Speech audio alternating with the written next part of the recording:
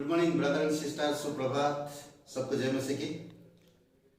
दूसरे एक शब्द में कहते हैं गुड मॉर्निंग कलीसिया। ओके ब्रदर एंड सिस्टर, आज हम लोग होनक के विषय में थोड़ा सा बात करेंगे। होनक या इंग्लिश में इनक बोलते हैं। होनक हम लोग थोड़ा बात करेंगे। उत्पत्ति 5वां अध्याय और 21, 22, 23, 24 वचन। इसमें एक व्यक्ति के बारे में बात करता है। हम लोग पढ़ते हैं थोड़ा सा। आइए प्रार्थना करते हैं। पवित्र महान और सर्वशक्तिमान परमेश्वर पिता, हम आपकी स्तुति महिमा करते हैं। धन्यवाद देते प्रभु तेरे अनुग्रह के लिए। धन्यवाद, आप हमसे प्रेम करते हो। हमें आपकी मदद की जरूरत है पिता। आज रसिया और यूक्रेन जो लड़ाई है प्रभु यीशु, तेरे नाम से प्रार्थना करते हैं, वहाँ पर शांति वार्ता दो पिता। दोनों राष्ट्रपतियों को प्रभु आपकी कृपा और आपकी दया दीजिए, उनके मन को बदल दीजिए पिता, और ये लड़ाई रोक दे प्रभु यीशु। और प्रभु और एक मौका दे लोगों को कि आप तेरे सुसमाचार को सुन सके। यूक्रेन और रसिया में पिता आपकी अनुग्रह, आपकी दया दीजिए प्रभु यीशु। तो सच्चा और जीवित परमेश्वर, विश्वास के साथ प्रार्थना करते हैं। हम जानते हैं हमारी आने वाली पीढ़ी, बच्चे हमारी बहुत बुरे दुनिया में जिएंगे प्रभु। आज संसार बुरा है और इसीलिए प्रभु बहुत ज़रूरी है कि आप दुनिया में शांति दो और तेरे सुसमाचार लोगों तक पहुँचे, ज़्यादा से ज़्यादा लोग उद्धार पा सके। शांति वार्ता करो पिता। यूक्रेन और रसिया के बीच में जो लड़ाई चल रहा प्रभु, जल्द से जल्द विश्वास के साथ प्रार्थना करते, यकीन करते तू हमारी प्रार्थना सुन लिया। यीशु नासरी के नाम से मांगते हैं, आमीन। ओके, आज हम लोग होनक के बारे में बात करेंगे। उत्पत्ति के 5वां अध्याय और 21, 22, 23, 24 वचन। इसमें इस प्रकार कहता है कि जब होनक 65 वर्ष का था तब उसने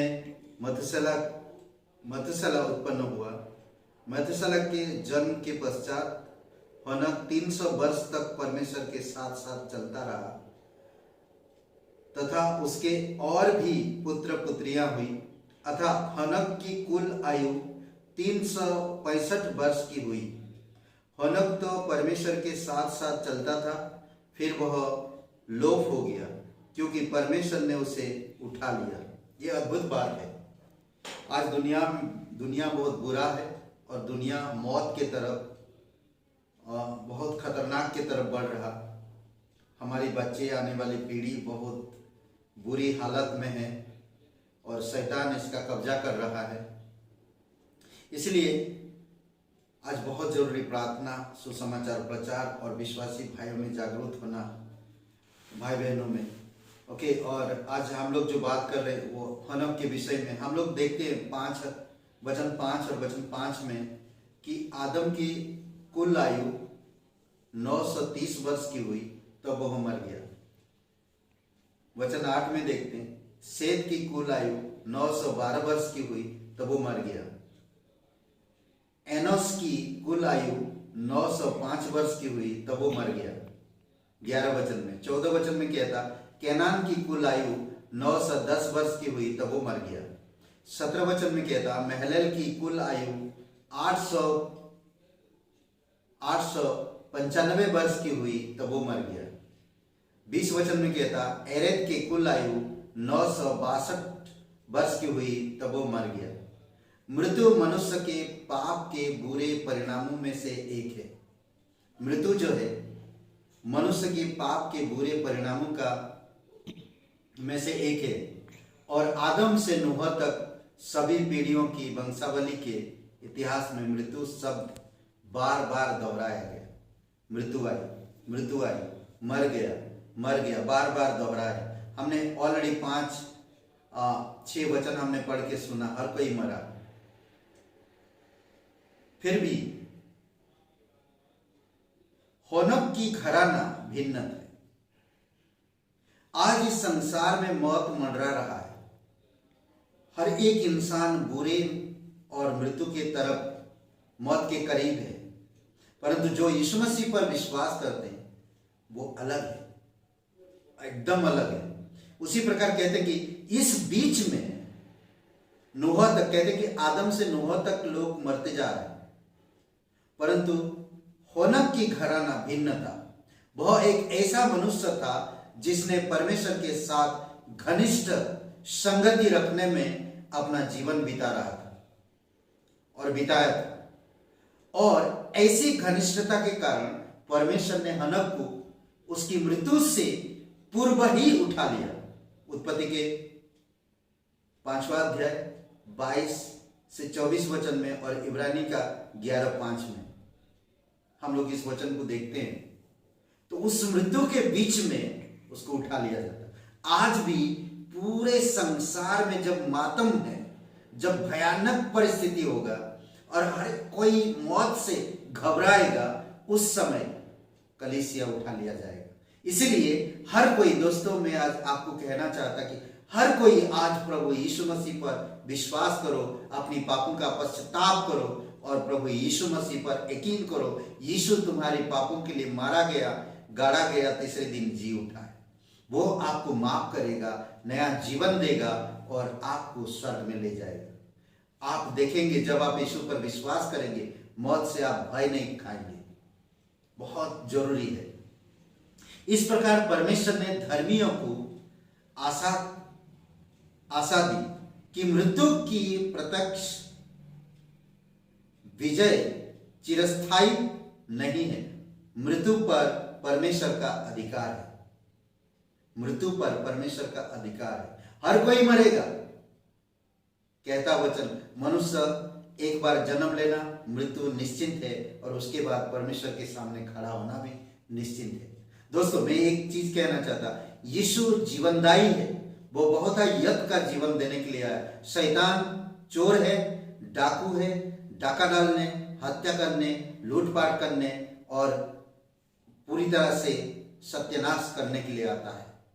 और आज पूरी दुनिया को शैतान चलाता है और पूरे दुनिया को सत्यानाश कर रहा है। इसलिए बहुत जरूरी दोस्तों मैं कहता हूँ, रिक्वेस्ट करता कि आपका नया जन्म होना जरूरी है, नया जन्म पाना जरूरी है। अगर आप यीशु मसीह पर विश्वास करते हैं, यीशु आपको नया जन्म देता है। कुछ बातें ध्यान दीजिए। हजारों वर्ष के पश्चात जब यहूदी स्वर्ग में तथा बाद के जीवन में अधिक रुचि लेने लगे, तब हनोक में उनकी रुचि बढ़ गई। हनोक की कहानी से, हनोक के जीवन से रुचि बढ़ गई।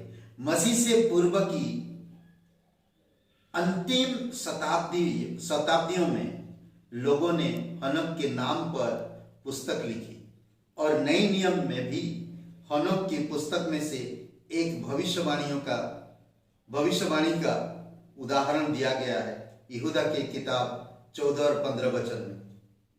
बाइबल में मात्र एक अन्य हनोक का नाम भी आया है जो बाइबल के प्रारंभिक इतिहास से संबंधित है।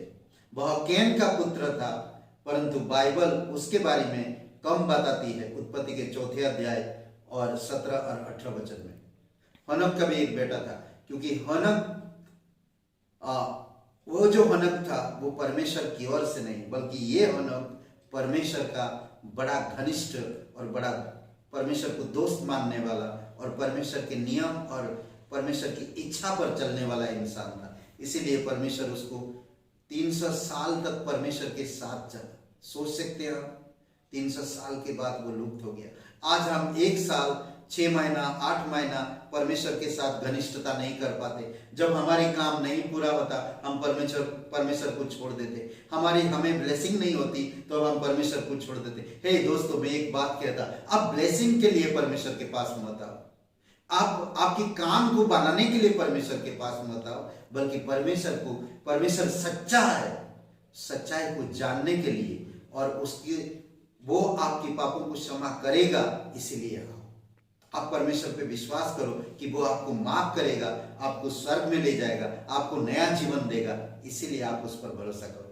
वो आपको अनंत जीवन में ले जाएगा। वो आपको कभी कष्ट नहीं देगा, वो आपको कभी धोखा नहीं देगा, वो आपको मृत्यु के बाद जीवन में लेकर जाएगा। इसीलिए आप परमेश्वर के पास आओ। यीशु ने कहा, मार्ग, सत्य और जीवन मैं ही हूं, तुम बिना मेरे द्वारा परम पिता परमेश्वर के पास कभी नहीं पहुंच सकते। इसीलिए हमें परमेश्वर के पास आना। देखिए, हर कोई पैसा कमाता है, हर कोई पैसा गवाता है, हर कोई बीमार होता है, पर अगर आप परमेश्वर के साथ रहे, घनिष्ठता आपका जीवन हो, तो परमेश्वर आपको ब्लेसिंग करता है। हनक उठा लिया गया, 300 साल तक परमेश्वर के साथ चला। यीशु मसीह इस धरती पर आया, हर एक पापियों को खोजा, उनके लिए अपमान सहा, निंदा सहा और क्रूस पर जीवन दिया। आज वही यीशु आपको बुला रहा है। हे दोस्तों, बुरे संसार से मन फिराओ, यीशु पर भरोसा करो, वो आपको माफ करेगा, नया जीवन देगा। आमीन। आइए प्रार्थना करते हैं। पवित्र, महान और सर्वशक्तिमान परमेश्वर, प्रत्येक भाई बहनों के जीवन में आप अभिषेक करो पिता। आप समझ दो प्रभु यीशु, आप उनको प्रभु तोड़ो ताकि वो विश्वास कर सके, पश्चाताप कर सके और तू ही एक सच्चा परमेश्वर विश्वास यकीन कर सके। तू सच्चा और जीवित परमेश्वर, तू पापियों को क्षमा करता है, तू पापियों के लिए प्राण देता है, तू पापियों का पापों को उनसे हमेशा के लिए दूर करता है। प्रभु यीशु, आप प्रत्येक भाई बहनों को अभिषेक करो, अगुवाई करो और आशीषित। धन्यवाद देते हैं, तेरी स्तुति महिमा करते हैं। प्रार्थना हमारे उद्धार करता प्रभु यीशु मसीह के नाम से मांगते हैं, आमीन। सबको जय मसीह की। ब्रदर एंड सिस्टर, शुभ रहे दिन आपका। प्रार्थना करिए यूक्रेन और रसिया के बीच में जो लड़ाई चल रहा, ताकि शांति हो जाए और लोग जो मारे जा रहे हैं, कई सारे हमारे भारत देश के लोग वहाँ पर हैं, उनके लिए प्रार्थना करिए, वो लोग घर पहुँच सके। और भी अलग अलग देशों के लोग हैं, उनके लिए भी प्रार्थना करिए, परमेश्वर की दया वहाँ तक पहुँचे और लोग बाहर आ सके। शुभ रहे दिन आपका। लाइक करिए, कमेंट करिए, शेयर करिए। बहुत बहुत धन्यवाद।